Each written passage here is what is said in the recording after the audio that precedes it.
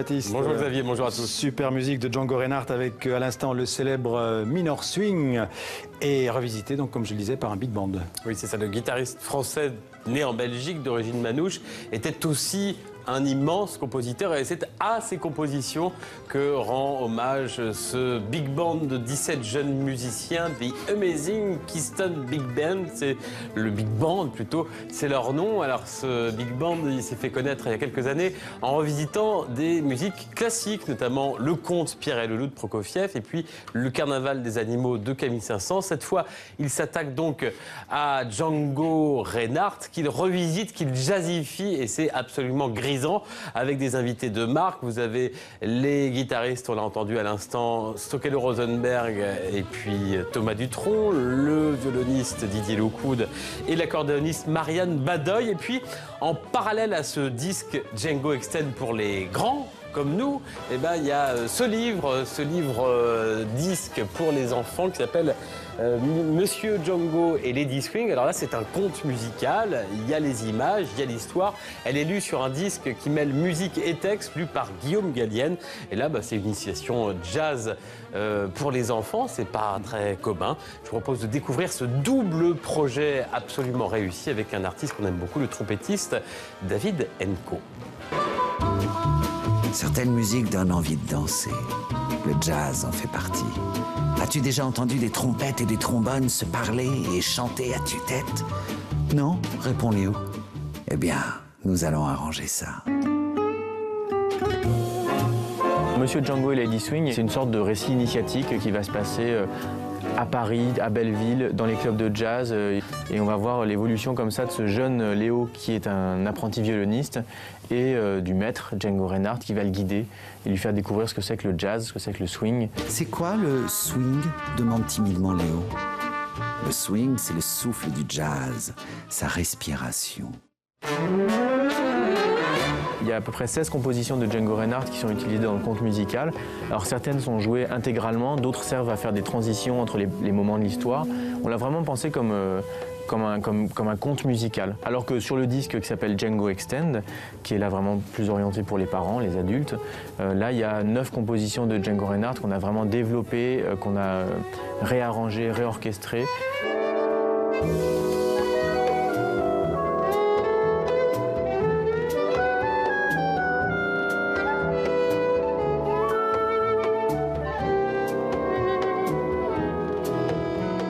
Avec son association avec Stéphane Grappelli, entre autres, on a collé l'étiquette jazz manouche.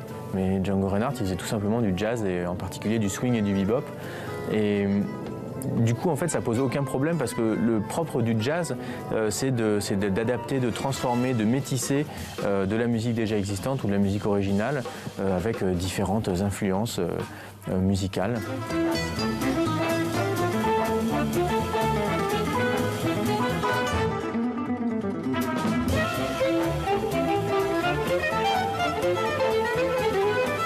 En fait, c'était un très très grand compositeur du XXe siècle.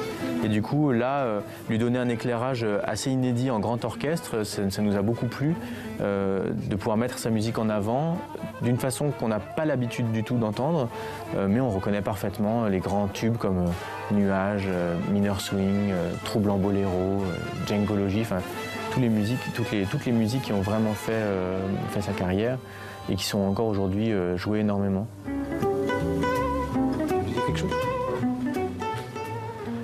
Voilà, magnifique. On va continuer dans l'actualité du jazz avec cette semaine en France les Victoires Jazz. Oui, et c'est le chanteur et saxophoniste, surtout d'ailleurs saxophoniste alto, Thomas de Pourquerie qui a remporté le prestigieux titre d'artiste de l'année avec cet album, son deuxième album à la tête de son groupe Supersonic. Thomas de Pourquerie et sa barbe fleurie, ancien joueur de rugby et qui rend hommage depuis une demi-douzaine d'années à la tête de son groupe au free jazz cosmique de Sun Ra.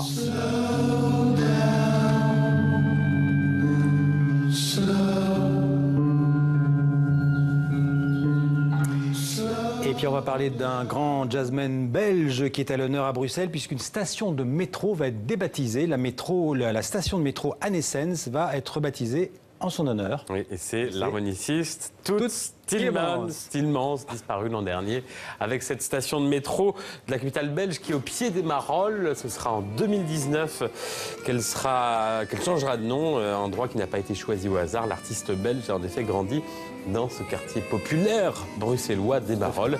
Et c'est d'ailleurs là qu'il a découvert la musique.